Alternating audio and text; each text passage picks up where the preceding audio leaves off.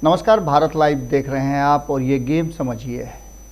Game समझिए में हम आपको वही खबरें बताते हैं जो आप तक पहुंच तो रही हैं, लेकिन उसके तह में क्या कुछ है हम उसकी चर्चा करते हैं।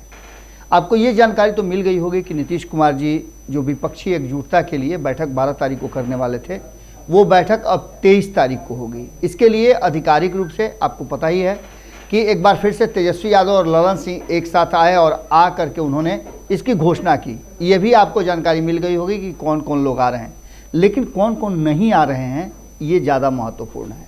इसके साथ साथ जिन लोगों का नाम लिया गया, जो 2 लोग वहाँ मौजूद थे, क्या तीसरे का नाम लेना जरूरी नहीं था?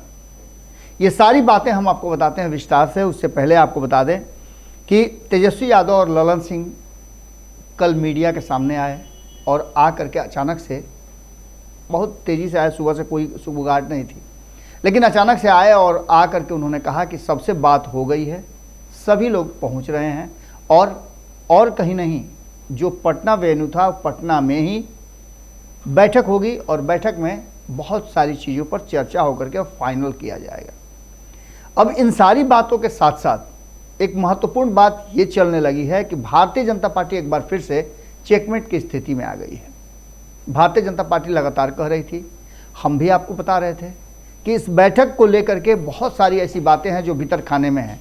हालांकि जब तक ये बैठक ख़त्म नहीं हो जाती है, हो नहीं जाती है, सभी आकर के एकजुट होकर के मीडिया के सामने अपनी बातें रख नहीं देते हैं, तब तक इस बैठक को संदेह के नज़र से मीडिया भी देख रही है और विरोधी भी देख रहे हैं।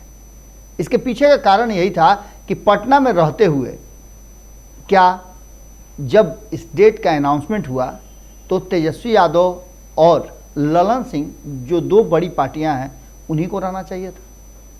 क्या इसमें कांग्रेस की और जीतन राम मांझी की ज़रूरत नहीं थी? चलिए ये मान लेते हैं कि कांग्रेस की ज़रूरत नहीं थी, क्योंकि कांग्रेस के 2 शीर्षस्थ नेताओं का नाम उसमें जोड़ा गया कि ये आ रहे हैं। क्या जीतन राम मांझी पटना में मौजूद थे, उनकी टीम मौजूद थी, उन्हें होना नहीं चाहिए था? अब इन सारी बातों को लेकर के चर्चा इस बात की होने लगी है कि आने वालों में लिस्ट में किसका किसका नाम है। ललन सिंह ने वो सारे नाम सिलसिलेवार ढंग से बताए। उन्होंने कहा कि वाम दल के तीनों घटक दल सीपीआई, सीपीएम और सीपीआईएमएल मौजूद रहेंगे, उसके शीर्ष नेता मौजूद रहेंगे। तो वहीं कांग्रेस के तरफ से उन्होंने कहा कि वो दोनों नेता जो 12 तारीख के नहीं आ सकते थे, उनकी स्वीकृति मिल गई है और राहुल गांधी के साथ साथ मल्लिकार्जुन खड़गे दोनों इस मीटिंग में हिस्सा लेंगे। इसके अलावे हेमंत सोरेन का नाम भी है कि हेमंत सोरेन भी इस बैठक में शामिल होंगे, वो भी अपनी पार्टी के सबसे बड़े नेता हैं। तो वहीं अखिलेश यादव समाजवादी पार्टी से आएंगे, ये भी बातें क्लियर हो गई हैं। ममता बनर्जी आ रही हैं, खुद स्वयं आ रही हैं, उन्होंने ही पटना का वेन्यू बताया था, उनके आने की स्वीकृति मिल गई है। तो आपको बता दें कि महाराष्ट्र से 2 दल जो कांग्रेस के साथ वहाँ एलाइज थे, उनमें से शिवसेना की तरफ से उद्धव ठाकरे खुद आ रहे हैं। तो वहीं शरद पवार के भी आने की संभावना है, क्योंकि उन्होंने भी स्वीकृति दे दी है। इसके अलावे आपको बता दें कि स्टालिन के आने की बात कही जा रही है। ये सारे लोगों का चर्चा और नाम इसमें जोड़ा गया, लेकिन न तो इसमें जीतन राम मांझी का नाम आया और न इसके आगे चर्चा हुई। इन सभी लोगों से मुलाकात जो हुई है, ये आने वाले जो 2024 का चुनाव है उसके मेन सेनापति होंगे। कौन लीड करेगा ये 23 तारीख को पता चलेगा, जब ये बैठक हो जाएगी। इस बैठक को लेकर के पूरी तरह से तैयारियां जोर शोर से चल रही हैं और जैसे ही इसका अनाउंसमेंट हुआ, हमने आपको पहले ही बताया था कि संभावित है कि 23 तारीख को मीटिंग होगी, लेकिन वेन्यू अभी डिसाइड नहीं हुआ है, क्योंकि कांग्रेस चाहती है कि वेन्यू अलग हो। लेकिन ममता बनर्जी के जिद और अरविंद केजरीवाल के जिद के कारण कहा यह जा रहा है कि ये बैठक 23 तारीख को, और 23 तारीख को डेट तो वही है जिसको कांग्रेस ने बताया था, लेकिन वेन्यू पटना ही रहेगा। ये बातें भी अब क्लियर हो गई हैं। इसके साथ साथ आपको बता दें कि इसमें राजनीतिक चर्चाओं के साथ साथ जो पूर्व नियोजित प्लान है, उसके तहत नीतीश कुमार को इसके कमान देने की बात कही जा रही है। अगर नीतीश कुमार इस कमान को अपने हाथ में लेते हैं और उन्हें संयुक्त रूप से ये लोग दे देते हैं, जो भी दल हैं, तो इतना मान के चलिए कि भारतीय जनता पार्टी के लिए मुश्किलें जरूर खड़ी कर देंगे। हालांकि इसमें अभी बहुत सारे पेंच हैं। क्या कांग्रेस इस बात के लिए तैयार होगी कि उसे पश्चिम बंगाल में ममता बनर्जी के कृपा पर रहना पड़े, उत्तर प्रदेश में अखिलेश की कृपा पर रहना पड़े और झारखंड में हेमंत सोरेन की कृपा पर रहना पड़े? बिहार में तो आपको पता ही है कि जिस तरह से गठबंधन चल रहा है वो चल ही रहा है। यहाँ तो सब कुछ पहले से अंडरस्टूड है। कैसे सीटों का बंटवारा होगा, क्या होगा, नीतीश कुमार के आने के बाद से बहुत सारी चीज़ें बदलेंगी। लेकिन यहाँ भी नीतीश कुमार और तेजस्वी यादव के अंडर में ही काम करना पड़ेगा। तो महाराष्ट्र में भी आप देख ही रहे हैं कि दो दो बड़े दल वहाँ पहुँच रहे हैं। वहाँ भी कहीं ना कहीं कांग्रेस को अपनी सीटें सेक्रीफाइस करनी पड़ेंगी। इसके साथ साथ और भी कई ऐसी बातें हैं जिसको लेकर के कांग्रेस जितना मजबूती के साथ आगे बढ़ रही थी उसको झटका लगेगा। हालांकि कांग्रेस इस बैठक में आकर के विपक्ष को एकजुट होते देखना चाहती है और इस घोषणा के बाद ये बातें तय मान के चलिए कि 23 तारीख को कुछ अच्छा निकल करके आएगा जो भारतीय जनता पार्टी को परेशान करने वाला होगा। तो वहीं आपको बता दें कि इस बैठक के तुरंत बाद हमने अभी चर्चा किया था जीतन राम मांझी का। जीतन राम मांझी सीधे नीतीश कुमार के पास पहुंचे और नीतीश कुमार के पास पूरे दल बल के साथ वो पहुंचे। आपने ये भी खबर सुन ली होगी, लेकिन इस खबर के तह में है कि जीतन राम मांझी ने जो बातें कही हैं कि वो नीतीश कुमार से मिलने गए थे, अपने विधायकों और पार्टी के वरिष्ठ नेताओं के डिमांड पर गए थे और उन्होंने जाकर के नीतीश कुमार के सामने डिमांड भी रखा है। क्या डिमांड रखा है उन्होंने वो भी बताया, लेकिन वो नहीं बताया जिसको लेकर के चर्चाएं जबरदस्त ढंग से चल रही हैं।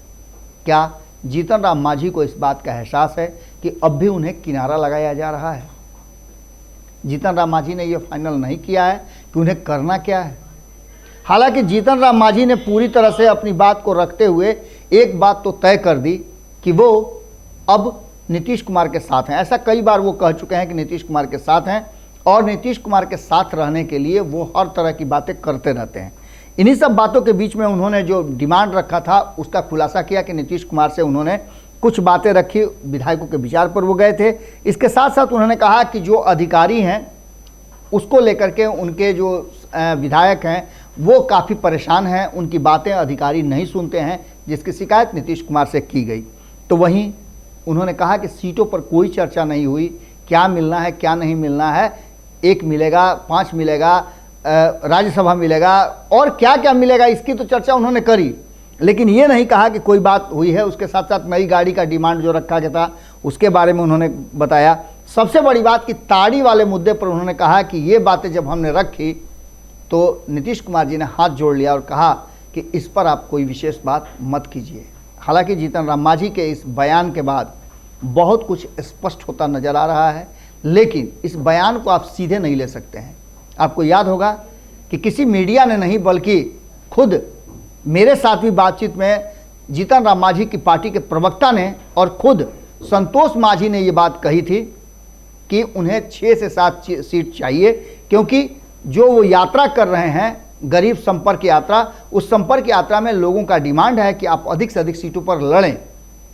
अब इसके बाद जो स्थितियां सामने आ गई हैं वो साफ बता रही हैं कि एक तरफ जीतन राम मांझी कुछ कहना भी नहीं चाहते हैं, लेकिन इशारों में उन्होंने स्पष्ट कर दिया है कि उन्हें कितनी सीटें मिलेगी, 1 मिलेगा, 2 मिलेगा, 5 मिलेगा, उन्हें एमएलसी मिलेगा, राज्यसभा मिलेगा, क्या मिलेगा ये फैसला अभी नहीं हुआ है, आगे होगा। अब इन सारी बातों के साथ कहीं ना कहीं बिहार का जो महागठबंधन है वो कितना मजबूती के साथ देशव्यापी महागठबंधन के लिए मुफीद होता है ये देखना अभी बाकी है। और गेम में समझने वाली बात यही है कि अगर ये सब कुछ ठीक ठाक रहा तो भारतीय जनता पार्टी के लिए सत्ता पर पहुंचना मुश्किल होगा और नीतीश कुमार उसके कहीं ना कहीं कारण बनेंगे। जुड़े रहिए भारत लाइव के साथ, खबरें तो लगातार जारी हैं, बस आपका कमेंट और आपके विचार आते रहने चाहिए। बहुत बहुत धन्यवाद, फिर से नमस्कार। अगर ये वीडियो पसंद आई और वह बिहार के राजनीति और बिहारियत से सरोकार रखेनी तो सब्सक्राइब बटन दबा के चैनल के सब्सक्राइब कर ली। ओजे एगो घंटी बा, ओकरा बटन दबा देला से कुल सटीक और मारक खबर रुआ मुफ्त में मिल जाई। अगर रुआ पत्रकारिता के हमनी के नया प्रयोग में सहयोग कर चाहतानी तो ज्वाइन बटन दबा दी।